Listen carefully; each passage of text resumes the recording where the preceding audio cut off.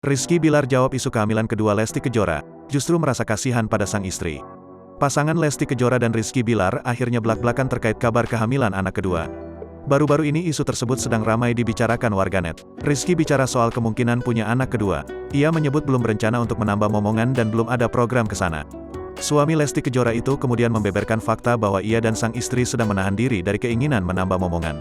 Diketahui, pasangan Rizky Bilar dan Lesti Kejora telah dikaruniai anak pertama, Muhammad Leslar Al-Fatih Bilar. Putra pertama yang kerap disapa Baby L atau Abang L tersebut telah lahir pada tanggal 26 Desember tahun 2021.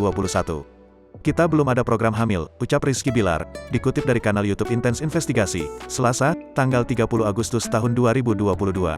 Kita lebih ke program YouTube ya, program digital, haha, enggak, ucapnya. Justru kita lagi nahan, sambungnya.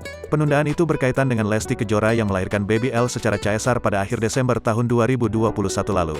Oleh karena itu, sang istri masih harus pemulihan.